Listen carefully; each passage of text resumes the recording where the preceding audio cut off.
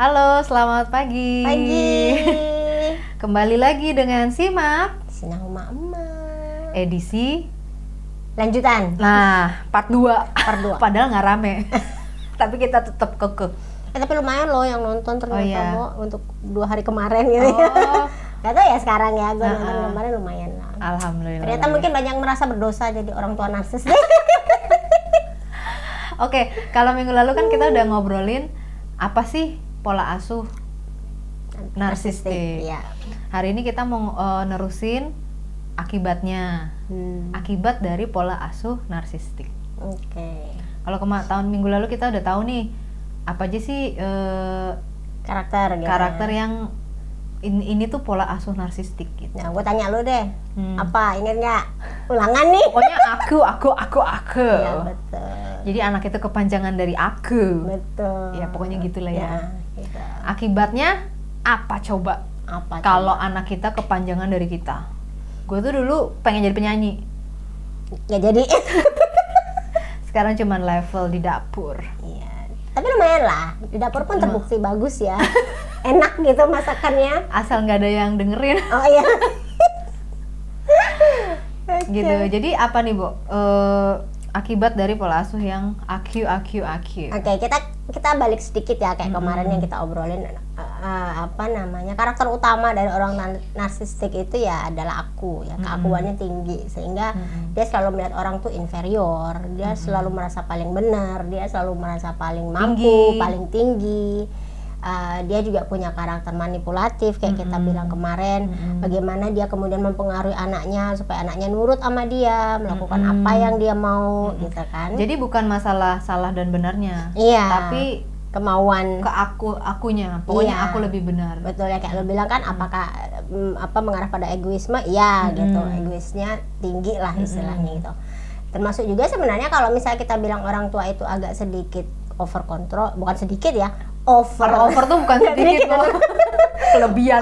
Over controlling atau over protective itu juga salah satu dari karakter Pola asuh narsistik gitu. Nah, tapi di sisi lain juga sebenarnya kadang-kadang orang tua yang narsistik itu punya cara untuk membuat anaknya tuh kelepek-kelepek. Adalah ketika dia misalnya merasa kalau anaknya nggak nurut, terus dia kayak tersiksa, menangis, terus seduh-seduh, ayo nak tolong aku gitu, dramatik. Supaya mendapat simpati anaknya, gitu. Dan cara itu sering banget dilakukan ketika anaknya misalnya mulai melenceng, mulai nggak setuju, gitu. Ibu sakit. Langsung ibunya tiba-tiba sakit, supaya anaknya tiba-tiba mau mau datang, mau apa ngikutin kemauannya, gitu. Nah itu beberapa ciri yang mungkin kadang-kadang kalau kita ngelihat narsistik itu apakah harus kayak galak, harus terlihat superior? Enggak, kadang-kadang dia malah menurunkan bentuknya, bisa lembut banget, bisa galak banget. Iya, itu penting sih untuk jadi apa ya, yang konkret gitu loh, yang harian ya, lembut banget atau galak banget. Merasa lemah banget sampai harus dibantu sehingga mengiba-ngiba pada anaknya gitu. Kalau enggak nanti mami mati aja gitu, misalnya sampai ngancem-ngancem ya kan. Anak mana ada sih yang mau ya kan, ibunya sakit gitu terus sampai mengiba-ngiba tuh kayaknya salah apa gua gitu.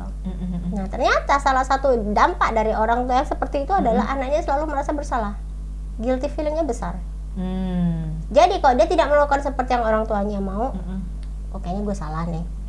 Terus ini gue jadi ingat, Bo, scene si Rapunzel di scene yang ada lagu yang Mother knows best, Mother knows best. Oh iya ya. Oh iya, karena ibunya kan narsistik ya. Narsistik sekali. Itu tuh salah satu contoh. Iya benar. Jadi kan siapa namanya si Rapunzel kan kayaknya tuh mau keluar dari tower aja. Duh, nanti gimana nih mak gue marah sama gue gitu. Iya, jadi guilty feelingnya besar. Padahal itu bukan masalah dia loh, itu masalah ibunya loh. Betul. Gitu kan. Tapi dia nggak tahu. Karena dia ya seorang anak yang baru tumbuh, yang baru mengenal dunia. Mana tahu begitu-begitu. Betul, gitu.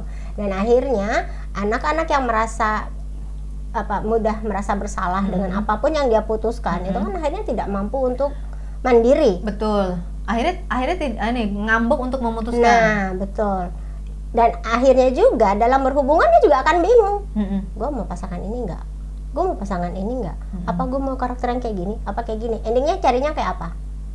yang ini yang bikin dia tinggal ngikutin. Nah itu akhirnya kayak ibunya kan, kayak ibunya atau bapaknya yang salah satunya adalah punya karakter narsistik juga. Karena dia terbiasa dikendalikan. Betul. Jadi akhirnya mendapat pasangan yang juga mengendalikan. Nah jeleknya ya kalau pasangannya baik. Iya, kalau mengendalikannya positif, untuk kebaikan.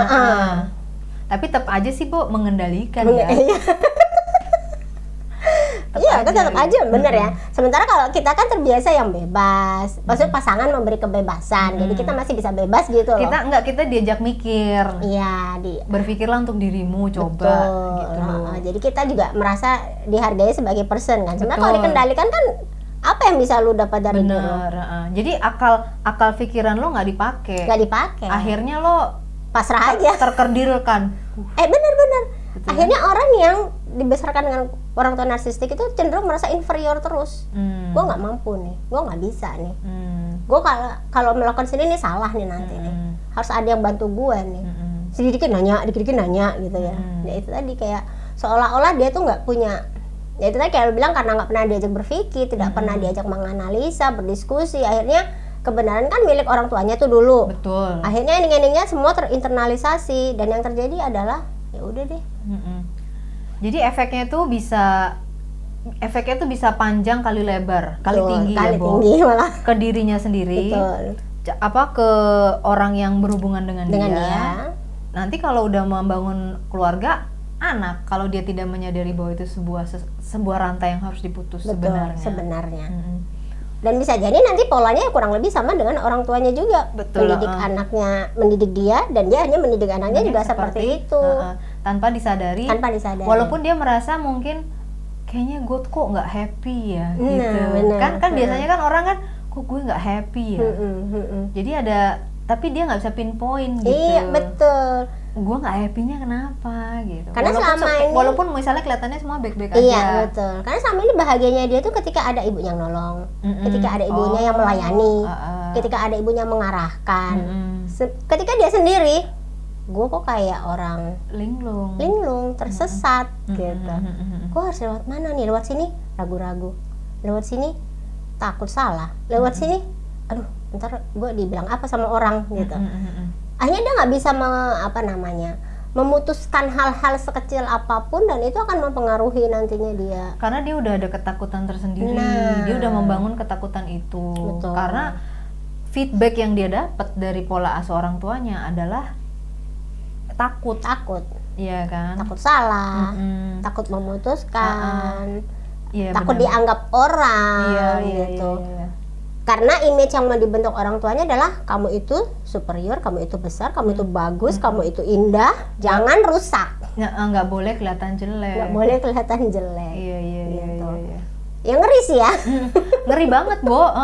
Jadi keinget itu kan ya Britney Spears, ya. Gigi Hadid, bener kan? Walaupun kita ngeliatnya di majalah sih. Iya, mereka cantik aja. Kita ngeliatnya di Fashion Week ya kan. Ketika mereka lagi superiornya, nggak taunya kita nggak tahu di kamar mandi ya kan. Iya, di mana. Walaupun karena kita ngeliatnya pas mereka lagi bagus-bagusnya, kadang gue tuh nggak ngerti kenapa sih nih orang-orang mengsedih gitu. Mengsedih, benar. Aku kan relevan. Iya. Dengan zaman now gitu ya. Gue kadang-kadang suka kok sedih sih. Buat apa? Kenapa gitu? Hidup kok lu bisa? tuh gitu ya. Lu tuh kayak punya semua gitu kan. Badan lo ya kan, apa segala macam. Tapi memang ya karena ya itu lagi karena kita dibentuk yang cakep tuh begini, yang sukses tuh begini, yang kita kurang istilahnya kurang buka layer berikutnya gitu. Betul. Itu kan yang layer paling keluar. Ternyata layer-layer di dalamnya tuh ternyata rapuh. Itu dia. Ketika layernya di dalam rapuh, you not yourself at all. Bahkan pada saat kamu bahagia pun kamu nggak bahagia.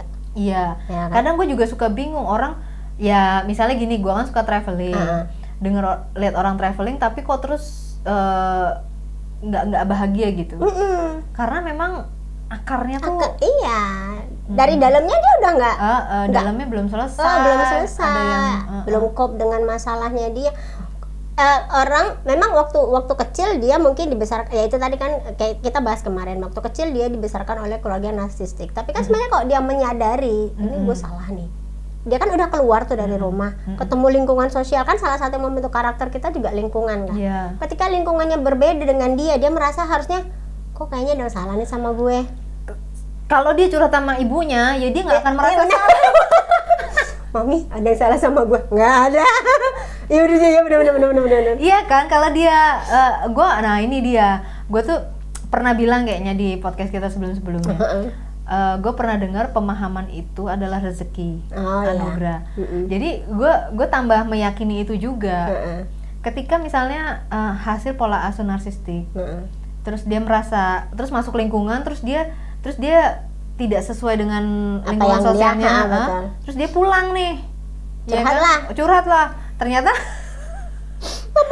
mamanya ya dia kan nggak pernah merasa ini kan, kecuali dia punya pemahaman, bisa mengolah sendiri, akhirnya mendapatkan pemahaman sendiri. Itu mungkin dia bisa keluar, Bo. Dan gue tambah meyakini bahwa pemahaman itu memang rezeki, salah satu rezeki yang datang dari gitu. Kalau misalnya dia pulang lagi ke rumah kan emaknya bakal bilang, kamu ya udah nggak usah main sama mereka kan. Iya benar. Cari aja yang baru, emangnya kamu nggak mampu, gitu kan. Akhirnya kan dia tetap di rantai itu, tetap di lingkaran itu gitu. Kecuali dia tuh mungkin karena akhirnya harus mendapat pemahaman itu dari yang maha kuasa, atau mungkin dari maha kuasa menitipkan pada seseorang, ya kan kita nggak tahu ya. Tapi intinya dia harus menyadari itu ada yang salah nih gitu. Mungkin kesadaran ada yang salah, itu mungkin step paling awal dulu gitu. Karena kalau misalnya dia nggak sadar ya itu tadi terus akan berlanjut tuh dari ibunya dia ke anaknya, nanti ke cucunya, ke pasangan. Yang lebih ngeri pasangan sih, Bu. Karena akan terjadi banyak konflik kalau ternyata pasangannya bukan tipe yang, soalnya kesian pasangannya yang cuma terima jadi, maksudnya terima. Iya gak sih? Iya sih benar ya. Udah dapatnya gini. Ternyata gitu kan. Walah. Gitu. Tapi hati-hati karena memang kan orang yang punya narcissistic personality trait kan salah satunya manipulatif. Bisa jadi pacaran indah-indah ya nggak sih? Cedet, nikah, keluar semua boroknya. Itu dia. Iya. Dan akhirnya yang terjadi mereka nggak pernah solve problem dalam relationship, tuh selalu jadi masalah. Ya itu dia, mungkin awalnya kalau orang berhubungan memang perlu cinta ya, Bu ya. Mungkin itu yang akan mengembalikan lo kepada gini, kalau lagi konflik, kan gue cinta sama dia. Cobalah, tapi itu tadi cinta cuman buat apa sih? Sparknya gitu. Selebihnya mah usaha ya, Bo, tiap hari. Tiap hari harus berusaha mencintai pasangan. Kok beda lagi hari ini? Kemarin baik gitu kan. Jadi itu tadi salah satunya. Terus ada istilah gaslighting. Apa sih artinya? Bahasa Indonesianya gue bingung aja. Gitu. Ya pokoknya kalau Prince Harry itu ngomongin dia kan merasa di gaslighting. Ya. Oleh media. Oleh keluarganya dong. Keluarganya ya. Gue kira media. Jadi kayak silent treatment tuh termasuk gaslighting deh. Oke. Jadi say and walk away gitu ya. Sepemahaman gue ya. Jadi misalnya kamu marah, ya udah deh aku nggak mau ngomong sama kamu, pergi. Bahkan nggak ngomong. Oh langsung. Itu salah satunya. Iya. Salah satu bentuk gaslighting. Jadi silent treatment juga sebenarnya. Silent treatment tuh bentuk gaslighting. Jadi itu tadi salah satu yang membuat karakter anak yang besar di keluarga yang narsistik adalah ketika dia menghadapi konflik. Bukan, menginternalisasi gaslighting itu yang dia terima setiap saat. Seolah-olah itu adalah yang benar. Jadi ketika ada konflik, avoidant, pergi. Gue nggak mau nyelesain. Udah deh. Lu nggak usah ngatur gue. Gitu. Dan itu akan terbawa tuh sampai ketika dia berkomunikasi pun buruk. Iya kan? Karena dia udah nggak bisa terima. Apa ya? Mungkin salah satunya juga itu kali, nggak bisa terima kritikan. Nggak bisa terima kritikan. Jangankan kritikan, mungkin cuma ditegur sedikit aja cepet tersinggung. Nah ya itu tadi karena terbiasa di treatment secara gaslighting itu istilahnya sama orang tuanya. Kan my way or no way at all kan gitu pilihannya. ketika orang tuanya silent treatment atau gaslightingin anaknya dengan cara seperti itu, anaknya internalisasi menganggap oh kayak gitu ya caranya kalau menghadapi konflik atau menghadapi orang yang gua nggak suka gitu. Sesemudah itu dan pergi, tapi kan itu nggak menyelesaikan masalah. Tambah masalah. Nah mungkin kan jadi pada artis yang sudah sekian tahun menikah tiba-tiba berpisah. Itu dia yang kita nggak tahu ya, yang kan? Sebenar-benarnya. Luarnya baik-baik aja. Karena yang kita lihat misalnya di TV itu kan cuma 3 menit. Yang di TV dan yang mungkin pas di interview lucu-lucu kan POV pas hari itu doang. Kita nggak tahu kesehariannya. Benar. Jadi sebenarnya nggak ada yang mengejutkan sebenarnya ya dari sebuah hubungan. Iya. Pasti ada akar masalahnya. Memang kalau paling banyak menurut komunikasi lah, gitu. Ya kan. Ketika ada apapun kan kalau bisa dikomunikasikan. Yeah. Hanya saja kayak kita sepakat di awal bahwa orang tua narsistik kan cenderung satu arah, up down. Komunikasinya betul. Dan ketika si anak ini menangkap itu sebagai sesuatu yang normal untuk berkomunikasi dengan orang, dia akan memperlakukan orang sama satu arah doang, up down. Ya ke anak begitu, jangan-jangan ke pasangan juga begitu. Artinya apa ya udah, kalau dia perempuan suaminya nganggap dia nggak respect kan sama suami. Yeah. Atau kalau dia laki-laki dianggap dia nge-abuse istrinya. Yeah. Jadi ternyata dampaknya panjang kan kalau kita bicara dari hal komunikasi aja. Gitu. Belum lagi perilaku komunikasi nonverbal. Wah, itu lebih menyakitkan lagi. Oh, itu ini sih, itu dalam. Anak kita tuh, anak gue sih ya. Cuman minta minta sesuatu, terus gue bilang kenapa sih nggak ngomong? Dia kadang-kadang suka ngomong, ya nanti kalau ngomong pasti nggak boleh. Iya sih. Emang iya sih. Iya kan? Ya, habis mintanya begitu. Nah, itu dia. Tapi setidaknya anak kita masih ngomong ya kan, masih ada pesan-pesan yang nyampe ke kita gitu loh. Iya. Kalau nggak ada pesannya coba pakai bahasa tubuh kayak lempar pintu. Apa namanya, banting pintu iya. Gitu. Nggak suka banting pintu. Mau diajak, itu tadi misalnya ternyata tipe orang tuanya itu yang kayak melowan, dramatik gitu kan. Cuma ditegur sedikit atau menangis gitu kan. Seolah-olah itu menyakitkan padahal anaknya mungkin apa yang salah, gue ngomong apa gitu kan. Terlalu segala perilaku yang muncul itu kan sebenarnya berbicara lebih kuat daripada kata-kata. Betul. Dan itu lebih tertanam loh, anaknya bisa ngerekam banget. Banget. Maknya melotot aja udah kayak iya. Gitu kan. Makanya kalau misalnya kita pas kita khilaf ya, Bo. Ampun lah setelah. Itu sebisa mungkin pakai penutupan dengan anak ya. Iya benar. Tetap harus kita tuh memang kadang suka khilaf. Iya. Itu tuh nggak dipungkiri lah ya. Iya, kita kan manusia biasa. Tapi mungkin ada satu cara kita kasih penutupan dengan anak. Iya. Maaf tadi aku banting pintu karena pintunya rusak. Karena nggak ada lagi yang dibanting. Piring ntar pecah gitu. Ya benar sih, tetap harus banting Lesti kan kejauhan. Iya, harus pakai penutupan. Betul. Ya. Dan iya sih, rasanya memang anak tuh butuh penjelasan lah dari kita. Jangan anak kita tuh makhluk pintar lah ya, Bo. Pintar menganalisa, pintar merekam, pintar mengolah juga sebenarnya informasi yang dia dapat. Mungkin itu salah satu cara. Masih bisa diperbaiki. Masih. Sehingga yang harian ini loh ya kan. Iya, justru dari harian ini kan yang sebenarnya harus kita peka. Kitanya harus peka gitu. Sebagai orang dewasanya. Sebagai orang dewasanya. Anak kan ya sebenarnya dari ada aksi ada reaksi gitu doang kan. Betul. Anak kan setelah kita datangnya. Yang duluan ini kan. Gitu. Nah, jadi ketika anak yang dibesarkan oleh orang tua narsistik ini misalnya pun masuk ke dalam lingkungan kerja, itu dia akan berkonflik kemungkinan dengan pekerja lain. Karena kan orangnya macam-macam karakter tuh. Iya. Iya kan? Dan itu akan membuat dia, kok gue nggak nyaman sama ini, gue nggak nyaman sama ini.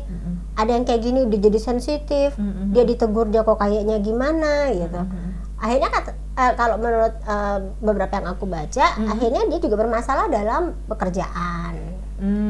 Dia nggak bisa akhirnya memaintain bahwa kamu tuh karyawan, kamu bukan bos gitu loh. Iya kan?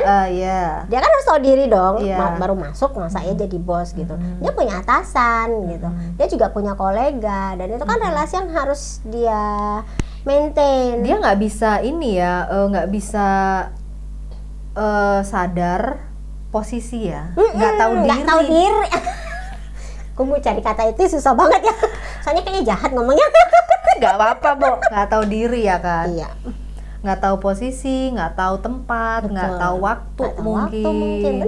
Iya kan, jadi mungkin malah ya nggak bisa diterima, nggak bisa blend in, iya, betul. Itu bisa hasil dari internalisasi si pola asuhnya ini, pola asuhnya betul, itu, betul. Pola asuh orang tua yang narsistik gitu.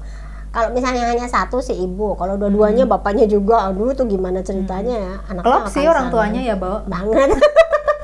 Sejalan dan sesuai. Cuma ini anaknya kasihan sih sebenarnya. Tapi ya itu tadi, kalaupun misalnya kita bicara ada dampak-dampak jelek, sebenarnya ada dampak baiknya. Misalnya kan kalau kita lihat positif side dari orang tua narsistik nih apa sih sebenarnya? Karena dia melakukan apapun untuk anak. Tujuannya kan itu. Kasih sayang. Karena rata-rata orang tua narsis itu sebenarnya nggak main tangan, nggak main fisik, enggak, main emosi, main temperamen. Lebih dalam sebenarnya ya. Jadi akhirnya yang terkena kan mindset si anak, value, bukan soal dia disakiti fisik, itu bakal enggak mungkin. Itu North Korea juga berperilaku begitu sih. Nah iya. sama ya, makanya rakyatnya semua sejajar. Betul. Nah, kalau kita lihat sisi positifnya, sebenarnya anaknya ini bisa besar dengan kemampuan mencintai yang baik sebenarnya. Sehingga kalau dia misalnya nih ya, dia tahu dia disayangi ibunya, dia kemudian dirawat dengan baik. Kayak kita bicara kemarin kan ada anak yang rebel, ada yang penurut nih. Kalau merasa dia orang tua gue baik-baik aja, berarti kan dia terima ya, di-treat seperti itu kayak lo bilang kemarin. That's okay gitu. Berarti jangan cari pekerjaan yang membuat kamu ter-challenge. Cari pekerjaan yang menyalurkan rasa-rasamu itu gitu. Di daycare bener. Anak kecil, ngurusin anak kecil, ngurusin orang jompo, caretaker atau menjadi. Jadi nggak ada yang confront lu. Bener. Justru mereka itu terima aja karena kamu melayani. Betul, menerima. Iya itu gitu. Hanya saja ya itu tadi, kemungkinan akan ada konflik ketika dengan rekan kerja mungkin atau pasangan si Bo yang paling dekat pasangan itu. Jadi kan akhirnya tidak semua trade itu buruk asal dia tahu nih porsinya. Porsi memberi kasih sayang yang gue rasakan tuh kayak gini loh. Ini gue bisa salurkan nih kalau gue kerja di tempat kayak gini gitu. Tapi kan nggak semua orang bisa menerima kinerja lo yang kayak gitu. Mungkin pasiennya bisa, anak yang dididik bisa. Kadang-kadang kan ada employee of the month. Nah, kalau feedbacknya dari klien, mungkin dia jadi employee of the month. Betul. Tapi kalau feedbacknya dari sesama rekan kerja, bisa jadi the worst employee ya kan, Bo. Oh iya, menarik sih, Bo. Tapi bagaimanapun lebih banyak jeleknya menurut gue. Pasti banyak jeleknya, betul. Karena kalau lo mau hidup sendiri mungkin bisa. Iya, itu dia. Hidup sendiri, bekerja, menjadi perawat misalnya. Betul. Lo akan meroket. Iya, betul. Iya nggak sih? Lo nggak akan hitung-hitungan jam kerja. Iya, benar. Lo nggak akan. Tapi ketika lo memutuskan berkeluarga, pergi-pergi apa segala macam, kayaknya pasti ada. Lebih banyak mudorotnya daripada manfaatnya. Makanya harus dikenali pola asuh seperti ini supaya kedepannya tuh anak kita atau pasangan buat mereka itu nggak susah amat. Hidup itu kan udah sulit ya, Bu. Kita kurangilah beban-beban itu. Betul. Nah, tapi ya kayak lo bilang memang lebih banyak jeleknya dan ending yang terburuk ketika ada anak yang dibesarkan oleh orang tua narsistik adalah dia punya rasa mengsedih yang mendalam, grief, ketika kehilangan. Karena dia kehilangan arah. Katakanlah dia kehilangan orang tua yang kebetulan memperlakukan dia secara narsistik itu. Jadi gini, kebanyakan anak yang dibesarkan dengan orang narsis itu nggak pernah benci orang tuanya. Karena yang didapat kan yang baik-baik. Baik-baik, betul, yang baik-baik. Yang sepertinya baik. Itu sepertinya baik.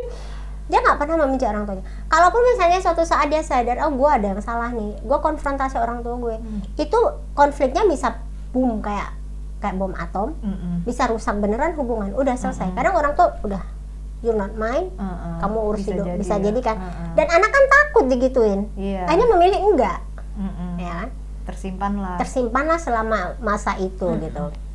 Dan ketika dia sudah punya kehidupan sendiri, kalaupun dia terpisah, dia pasti akan tetap balikan ke orang tuanya. Ya namanya pengabdian gitu ya. Apalagi selama hidup dia didapat ya kayak tadi dianggap baik terus gitu, diperlakukan baik oleh orang tuanya. Apalagi orang tuanya bisa hitung-hitungan, Bo. Apa tuh? Ya maksudnya kan dulu. Oh iya. Pakai tanda petik gitu ya. Benar. Nah, ketika dia misalnya kemudian kehilangan orang tuanya ini, dia pasti udah setidaknya satu poin dia akan kehilangan satu orang guide. Gitu. Ketika dia menginternalisasi pola-pola yang diasuh orang tuanya, kan nggak ada orang tua, dia langsung bingung, aduh, gimana nih? Gue bikin keputusan ini, biasa gue tanya orang tua gue nih, gitu.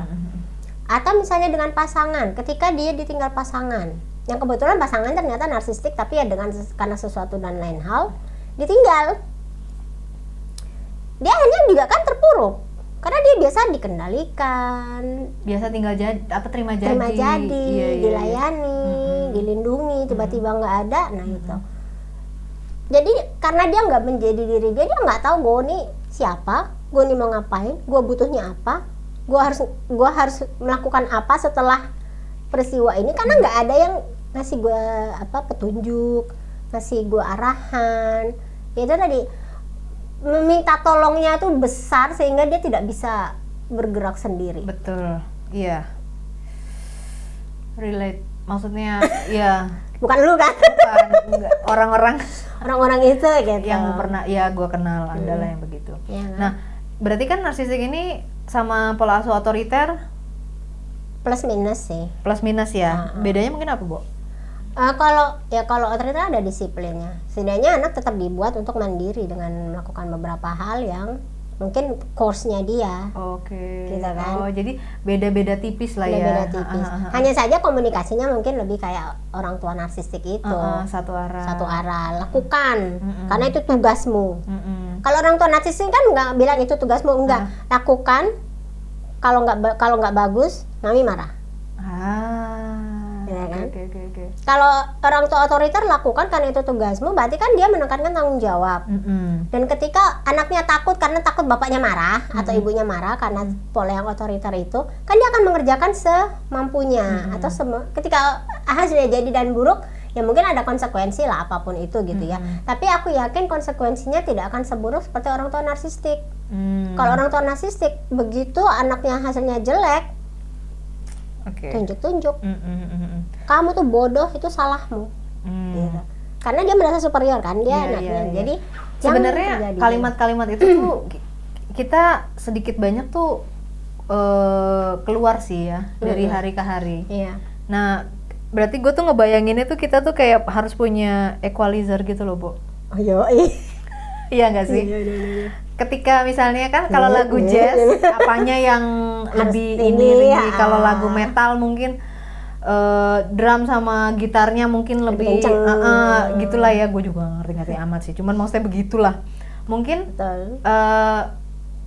balik lagi, lo mau anak lo seperti apa, instrumen apa yang lo keep supaya terdengar indah lah endingnya ya, gitu ya. Betul. Soalnya kalau bentuk kalimat-kalimat itu ya gue juga pernah keluar lah semua kalimat-kalimat itu. Berarti kayaknya kan semua orang tuh kalau dalam kondisi tertentu. Enggak, maksud gue berarti kan semua orang tuh punya sifat-sifat itu gitu. Iya, betul. Sifat-sifat itu tuh memang dimiliki semua manusia. Tinggal kita manage-nya gimana. Betul. Menyadari atau enggak. Nah, equalizer-nya itu tadi. Betul. Kapan kita maksudnya mungkin dalam keadaan yang anak lagi sedih, lagi rasa kepercayaan diri turun lah, kita kan agak narsis ya, boleh kan? Iya nggak sih, agak membanggakan lah gitu. Itu mungkin porsinya pas. Betul. Cuman dalam keadaan dia lagi berantem, tidak diketemukan salah benarnya di mana, sumber masalahnya, udah langsung udah kamu pokoknya mami yang selesaikan. Betul. Jadi memang ya Bo ya, it's endless job. Betul. Sebagai orang tua ya harus terus mengikuti dinamika anak juga kan. Anak berantem zaman dulu ketika SD sama udah gede kan beda tuh. Iyalah. Makin gede tuh mulutnya yang makin tajam ya kan. Kayak emaknya itu kalau jempolnya yang paling tajam. Iya benar. Sementara kalau dulu mungkin pukul-pukulan udah kita pisahin udah selesai gitu ya. Jambak-jambakan gitu. Tapi makin besar kan udah makin main di sini. Di sini keluarnya pedes-pedes sekarang. Tapi gue menarik loh, kemarin gue ngeliat video lagi-lagi di TikTok ya. Itu ini ada 2 anak kembar. Masih kecil sih, tapi udah bisa berdiri. Jadi mereka kalau berantem karena rambutnya tebel, yang satu tuh jambak yang satunya. Si A jambak si B. Akhirnya karena sering menjambak itu ya. Karena sering menjambak, apa nih solusinya? Akhirnya dua-duanya dibotakin. Lo pernah lihat ya? Iya kan? Terus gue betul banget. Nah, gue gini, gue lagi berpikir ini bener nggak sih gitu loh, maksudnya memang solusi yang paling ideal nggak sih, atau perilakunya yang sebenarnya harus diperbaiki? Kalau untuk usia segitu ya itu paling ideal. Itu paling ideal ya. Karena dia belum bisa paham, kita jelasin jangan jambak ya, nggak bisa. Dia masih ya itu tadi karena egosentris, apa yang membuat dia bukan membuat dia nyaman. Apa yang muncul, emosi apa yang muncul kan lewat perilaku anak-anak umur segitu kan, teriak misalnya, atau tiba-tiba dia ada apa dia ambil tanpa permisi, kan belum bisa kita jelasin gitu. Jadi pas mereka dua-duanya botak, ini nggak bisa narik, dia gini, lucu banget, dia bingung ya kan, loh kok nggak ada gitu, nggak ada buat ditarik, nggak ada yang bisa menyalurkan emosi saya gitu kan. Iya sih, menarik sih ya. Iya gitu. Sebenarnya kalau udah gede ya udah nggak. Iya, udah nggak bisa gitu. Harus dicari sumber masalahnya apa. Betul. Mungkin kita sebagai orang tua kadang-kadang kan pengen juga nggak mempermalukan anak. Nah iya. Ya nanti tinggal strategi komunikasinya gimana. Betul. Tapi yang pasti harus tahu dulu lo salah, lo bener atau gimana gitu kan. Nggak serta-merta. Iya. Pokoknya kamu benar. Iya. Nah makanya kan yang harus kita ajarkan juga kan sebenarnya belajar untuk empati sejak dini gitu ya. Karena kalau tipe orang tua yang narsistik itu empatinya sangat kecil, lack of empathy. Karena apa? Mereka nggak pernah merasa salah, mereka nggak pernah merasa kurang, dan mereka nggak pernah merasa jelek. Mereka juga termasuk yang suka membanggakan diri, walaupun mungkin itu bukan achievement-nya dia. Tapi dia nggak suka tuh kalau ada orang kemudian mengatakan, ya itu kan bukan punya lo, gitu. Dia nggak terima. Padahal itu nggak make sense ya. Itu kan anak lo, gitu ya misalnya. Itu kan achievement anak lo. Anak gue kan punya gue. Iya. Kan gue yang biayain itu. Gue suruh kursus dia tiap hari, misalnya gitu ya. Tapi kan harusnya yang dapat bejan itu kan si anak gitu. Tapi orang tuanya nggak bisa terima ketika ada dia membanggakan anak, sementara orang tua yang lain bilang, oh anak gue juara nasional gitu, nggak bisa terima dia tetap gitu, bahwa ya gue yang paling. Jadi karena dia tidak bisa berempati itulah kadang hal-hal dalam keseharian juga berpengaruh kan, si anak pun akan melihat nih orang tua gue kok nggak pernah kasihan ya gitu, dengan apapun yang dia lakukan, misalnya sesederhana kayak misalnya capek, nggak peduli lu capek, ayo berangkat gitu.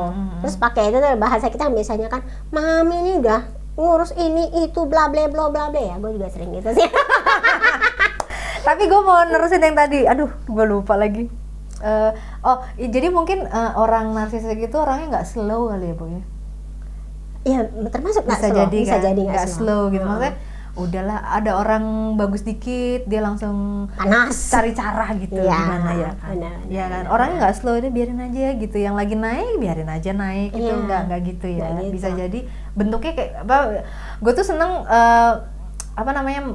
mudah tersulut gitu lah intinya kan, bisa jadi panasan ya. Oke. Dan itu tadi, ketika dia tidak punya cukup empati untuk merasakan semua orang tuh bisa lebih dari lo, semua orang juga bisa kurang lo dari kita. Buat kamu menempatkan diri, ya itu tadi kan, tahu diri, rasakan. Ya kita nggak bisa minta dia untuk pakai sepatu orang itu, enggak lah ya, yakin gitu. Tapi setidaknya nggak usah ngomong sesuatu yang ini bisa nggak sih gitu. Gue bisa bikin mood sendiri. Iya. Paham kan gitu loh. Misalnya lagi jalan terus ngeliat ada beggar, apa sih, orang minta-minta gitu ya, pengemis. Kan kalau aku ngajarin anak-anak, lihat itu orang tua, kalau orang tua kasih, kalau anak muda jangan. Aku selalu ngomong gitu. Kalau anak kecil juga jangan. Aku takut ada apa-apa kan. Kalau orang tua aja bener-bener lah, ya kita niatin ngasih dia. Kalaupun nggak mau ya nggak usah, nggak apa-apa. Tapi kalau mungkin ini tipe orang tua narsistik, begitu dia ngelihat orang minta-minta, ngomong gini, tuh kalau kamu nggak sekolah kamu kayak gitu tuh nanti. Orang-orang tua dulu berarti narsistik ya, Bu? Narsistik mereka. Jangan sampai kayak gitu ya, bikin malu mami aja. Mau kayak gitu? Berangkat les. Ya iyalah, siapa yang mau digituin? Iya kan? Jadi bukannya mengajarkan anak itu, nak kasihan ya gitu. Kalau kita bisa bantu, kita bantu. Kan harus bahasanya bahasa yang membangun empati gitu. Ini tapi malah ya seolah-olah ya memang kadang-kadang kita kan nggak tahu ya namanya hidup orang ya. Kan kita harus bilang mungkin dia mengalami masalah di hidupnya. Jadi dia nggak punya sumber daya untuk mencari nafkah, akhirnya jadi peminta-minta. Tapi ya itu tadi, kalau orang narsistik bahasanya kan beda kan. Iya. Lo anaknya lagi diam-diam, lah kok gue? Kok jadi gue sih? Jadi gue disalahin. Orang gue lagi main Minecraft. Iya. Gitu. Aduh, ya ampun. Lucu sih, kadang-kadang kok dipikir, ada ya tipe orang tua kayak gitu yang. Nggak, kadang-kadang juga ya. Berarti ya, Bo, sebenarnya kita cuman perlu merephrase. Iya. Kalau misalnya contoh-contoh kalimat tadi yang keluar dari orang narsistik, mungkin kalau supaya kita menyadari supaya efeknya tidak narsistik itu turun ke anak kita, kita harus nge-rephrase kalimat kita harus rephrase emosi kita, bener banget. Nah jadi makanya kadang-kadang orang bilang kan harus berhitung dulu ya, Bos, sebelum kita marah-marah. Hitung, tarik nafas kan gitu kan. Supaya mungkin untuk nge-refresh itu ya, supaya mungkin maksud kita tuh, jadi maksud yang baik disampaikan dengan baik, hasilnya juga baik. Iya, nah kalau mungkin kalau orang narsistik mungkin niatnya baik, disampaikan dengan baik tapi hasilnya tidak baik. Bisa nggak sih gitu? Ya iya. Ya bisa kan. Bahkan ya kalau kita bicara misalnya anak-anak remaja kan, anak kita gitu ya. Kan udah mulai kalau di kaca tuh lama banget, entah apa-apalah yang mereka lihat. Nggak mau ngikat rambut itu, Bo. Gue nggak ngerti angle mana lagi gitu. Tapi yakini aja bahwa itu cara mereka mengenali diri sebenarnya. Betul. Ya kan? Oh, gue secara fisik tuh kelebihannya di sini. Tapi kalau orang tua narsistik, dia yang jadi kacanya. Oh iya. Kamu gak usah lihat kaca, lihat mama sini. Oh, ini kurangnya di sini ya, yang ngatur mamanya. Enggak, rambut kamu tuh, Bo, ya dilurusin. Iya, benar. Bo pakai baju tuh yang kayak, nah. Elah ini lengan kamu kelihatan gendut loh. Iya gitu. Itu cacat dah. Cacat lagi.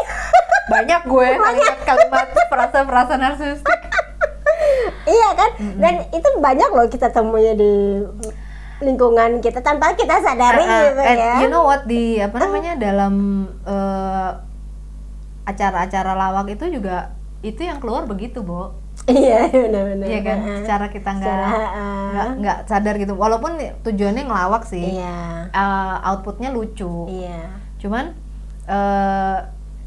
kita nggak tahu penerimaannya gimana nih, iya kan? Iya benar. Mungkin kalau lagi ngelawak kerja ngejob gitu kan mungkin udah ada briefing ya. Iya. Pokoknya lu tipe dianiaya gitu kan. Terima. Iya. Cuman kan kita sama anak kita kan nggak ada briefing. Nggak ada, bener. Dan itu yang bahaya gitu. Ketika kita kemudian mengcopy apa yang orang-orang katakan seolah nggak akan tersinggung deh, yang di TV aja nggak ada yang tersinggung ya. Bener. Tapi kan lain cerita, anak punya hati sendiri. Mungkin anaknya malah nggak pernah nonton itu lawakan ya kan, yang nonton emaknya gitu kan. Bagaimana jadi orang tua narsistik Lasri Mulat misalnya. Iya. Kan ada karakter-karakter memang kayak lo bilang di briefing dulu, dan kita jadi kenal dengan karakter itu, menonjol. Nah, tapi kalau orang tua ya janganlah istilahnya, ya kan? Enggak, maksudnya ada garis tipis gitu antara kita yang ngelawak sama anak juga. Iya. Sama dengan jangan-jangan kita narsis nih. Jangan-jangan diterimanya tuh beda, betul. Gitu. Soalnya gue bilang anak gue kan merasa giginya kan nggak rapi kan. Terus gue bilang gini, ya gimana kak, kamu kan anak aku, lihat aja gigi aku. Tapi kan gimana ya, tapi kan kalsunya masih manis. Ya itu nggak apa-apa, dia biar menerima. Iya, jadi apa yang udah nggak bisa dirubah tuh udahlah, gitu kan. Tapi kan kalau orang tua narsisnya nggak bisa terima, lo gigi lo jelek, ayo ke dokter gigi. Jadi dia mungkin nggak akan segan-segan spend how much money gitu, banyak uang supaya anaknya menjadi image yang dia inginkan. Dan padahal itu mungkin bukan maunya anaknya loh, gitu. Ya anaknya menerima hasilnya gigi dia sehat, ya kan, rapi, badannya terawat, misalnya dia harus luluran, terus kamu harus dandan, harus apa, disediakan orang tuanya, it's okay. Tapi itukah image si anak? Belum tentu. Iya. Jangan itu kacamata orang tuanya. Betul. Jadi garis tipis ini gimana, Bu? Antara nih anak kepanjangan orang tua atau si anak ini memang pengennya begitu, walaupun outputnya sama ya. Iya. Itu garis tipisnya di mana tuh? Ya kita sebagai orang tua selalu bertanya, mau kamu seperti apa, kamu mau jadi apa, atau mungkin kita lihatlah keseharian dia ya. Kayak anak kita misalnya, kalau anak gue yang kedua itu kan kalau milih baju suka-suka dia kan. Yang sering kritik siapa? Bukan aku, tapi omanya. Kok nggak matching? Kok gini? Kok gitu gitu. Aku termasuk mungkin, Oma mungkin bukan tipe narsistik full, tapi memang Oma tuh pengen anaknya tuh rapi. Jadi at least kalau berpakaian tuh yang senada. Tapi bagaimanapun anak kita tuh memang kepanjangan kita sih di luar. Iya. Anak kita dekil, cakep, siapa yang diomongin? Emaknya. Itu. Apalagi kalau misalnya dulu kayak orang tuaku lumayan sering dinas, jadi kan koleganya lumayan orang-orang yang bisa dibilang ada di lingkungan yang bagus gitu ya. Jadi nggak mau tuh anaknya kelihatan jelek. Jadi aku di dress up apapun, aku terima. Untungnya aku tipe yang penerima ya. Aku suka gitu dengan fashion. Jadi Oma kasih apapun aku pakai gitu. Tapi aku tetap nyaman dengan diriku sendiri ketika aku udah besar. Oma udah nggak bisa ngontrol aku ketika aku udah SMA, udah kuliah. Suka-suka gue dong mau pakai ini gitu. Tapi masih kecil aku masih nurut. Nah si anak yang kedua juga gitu, sering banget dikritik. Tapi aku nggak pernah ngomong gitu. Dia akhirnya ngomel aja, Oma kenapa sih selalu ngasih tahu aku ini nggak cocok lah, kan aku kan maunya pakai ini, emang salah katanya gitu. Ya nggak salah sih Dek, lihat tempat aja, kamu mau kemana, kita mau kesini, ya udah coba pakainya kayak gini gitu. Tapi kalau dia nyaman dengan itu, gue nggak bisa maksa kan, mau disuruh dia ganti bagaimanapun kan nggak mungkin. Tapi dia akan ada fasenya di mana dia sadar, oh iya ya teman-teman aku kok pakainya itu, gue beda sendiri. Ya kan jadi dia nggak nyaman endingnya. Nah, makanya itu perlu tuh kita gali tuh, keinginan anak tuh apa sih? Dia bisa nggak melihat waktu dan tempat ya kayak lu bilang kan, kalau orang tua narsis kan nggak peduli waktu, tempat dan apapun. Gue mau ngeritik anak gue, kritik aja gitu. Kalau kita kan kritik sebelum atau sesudah, bukan sebelum kritiknya itu mungkin sesudahnya ya, tapi memberitahukan sebelumnya, kita ajak ngobrol gitu. Ya strateginya memang beda sih. Yang satu konfrontasi, yang satu lagi evaluasi. Benar. Karena ketika konfrontasi yang jelas kan ada penolakan sebenarnya. Tapi penolakan itu tidak pernah diakui. Iya. Ya kan? Ketika perasaan anak tidak diakui, berarti anak juga tidak akan punya kemampuan untuk mengoreksi diri. Betul. Tidak mampu untuk menyadari perasaannya dia juga. Iya benar. Ini benar nggak sih? Ternyata pada saat gue merasa salah, gue dibenerin sama nyokap gue. Misalnya, betul. Atau gue merasa jelek, nyokap gue bilang cantik. Iya. Jadi bisa jadi anus ya nanti personal disorder ya Bu. Iya. Self image-nya bukan, aku nggak bilang buruk, tapi self image-nya itu ya berbeda dengan real self-nya. Makanya kan kayak kemarin kita bilang, kalau orang narsisik itu kan seperti Gemini, ada false self, ada real self. Yang sedihnya ketika dia tidak menemukan real self sampai dewasa. Oke. Yang muncul di depannya adalah false self-nya dia yang dia bentuk sebagai image yang mungkin dibentuk oleh orang tuanya. Dan kalau itu nggak dia sadari, at the end akan ada orang yang mungkin ya, aku juga nggak tahu, entah pasangan, entah mungkin ketika dia ditinggal, dia akan sadar. Ya itu dia, mungkin pemahamannya butuh waktu lebih panjang. Iya. Tapi kan lelah ya nggak jadi diri sendiri tuh. Lelah banget lah, Bu. Iya kan? Sangat lelah. Iya. Jangankan di rumah aja nggak menjadi diri sendiri. Lelah ya kan? Iya kan? Bayangkan apapun yang kamu lakukan dikritik gitu loh. Jangan-jangan gue mau ke toilet juga dikritik. Belum jamnya. Iya kan? Itu susahnya gitu, karena orang tua narsistik itu tidak mau tahu kamu merasakan apa, kamu mau ngapain, kamu mau jadi apa, itu bukan urusanku. Urusanku adalah kamu menjadi ini, yang aku rasakan ini, kamu harus membuat aku happy, gitu. Gue sampai sesimpel-simpelnya gue lagi misalnya nyetir, lagi lagu kesukaan gue, terus gue nyanyi, terus kayak anak gue tuh kayak keberisikan gitu, gue sakit hati loh, Bo. Iya kan? Aku tuh penyanyi loh. Masa nggak boleh nyanyi gitu kan? Tapi terus akhirnya gue punya understanding. Gue abis lagu itu gue matiin, gue bilang gini, aku tuh sangat senang menyanyi, gue bilang. Tolonglah aku dikasih waktu sampai aku selesai. Misal pun kamu keberisikan, kasihlah aku ruang untuk mengekspresikan. Itu nada tinggi itu aku tadinya ampe loh, gitu kan? Tiba-tiba kamu ganti. Terus anak gue akhirnya, oh iya juga ya. Terus akhirnya itu kejadian berbalik, Bo, sama dia. Tapi waktu itu gue nggak sadar, gue minta tolong WA atau gimana, terus dia juga lagi enak itu. Ya udah gue tunggu. Jadi akhirnya gue punya mutual understanding. Iya. Ketika gue nyanyi, tolonglah, ya kan? Lagu apa sih yang lebih dari 4 menit? Duh, gue sini sampai lampu merah selesai loh sebenarnya. Janganlah gue dianu ya kan, gitu. Sesimpel-simpel itu sih. Apalagi yang besar-besar ya, Bu, self image. Aduh. Itu mengerikan sih. Mengerikan ya. Makanya kita, ya itu tadi kayak lo bilang, memang harus ada mutual understanding. Makin besar lah ya, itu makin perlu tuh. Mutual understanding didapat karena dua-duanya bisa mengkomunikasikan apa yang dirasain. Betul. Apa yang dirasakan, apa yang dipikirkan. Jadi dua-duanya kayak ngeh gitu loh. Oh, mama itu nggak suka aku begini. Oh, aku tuh nggak suka mami begitu. Jadi kan kita kayak punya alarm kan setiap iya ya kemarin kan kita baru ngomong ini gitu. Iya betul. Ada yang ngerem, ada yang ngasih tahu. Semua itu masih bisa diperbaiki. Bisa. Sangat masih bisa diperbaiki. Coba disadari aja dulu.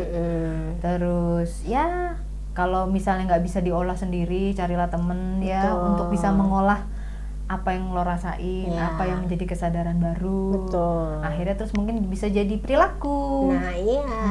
Dan bisa memutus kalau ingin diputus. Betul.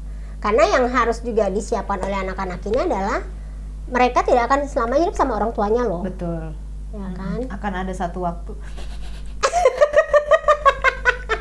Jadi harus siap sendiri, memutuskan sendiri, melakukan apa-apa sendiri, berpikir sendiri. Dan itu berat kalau kamu selama ini tergantung pada orang. Betul. Dan tidak ada juga pasangan yang mau digantungin seumur hidup. Betul. Bahkan when they say I love you forever and ever. Iya benar, even gitu kan. Mungkin anak kita lah nanti yang akan bergantung pada kita. Itu pun sampai usia tertentu kan. Betul. Sisanya bye bye mami. Iya, benar. Jadi be yourself lah, cintai dirimu apa adanya. Apa yang sudah dikasih Tuhan, akal, pikiran, hati, semua dipakai lah ya. Betul. Diseimbangkan, disadari, diterima, disyukuri gitu. Aduh, gue kayak ustazah. Hampir 50 menit loh buat tuh. Baiklah, ini agak panjang ya, mohon maaf. Oke, kayaknya gitu aja ya untuk pembahasan hari ini. Mudah-mudahan bermanfaat, mudah-mudahan membuka hati para orang tua dan calon orang tua supaya tidak jadi orang yang narsistik. Dan yang mencari pasangan, kasihan lah ya Bo kalau dapet yang kayak gitu. Tolong. Baiklah, sampai jumpa minggu depan. Bye bye.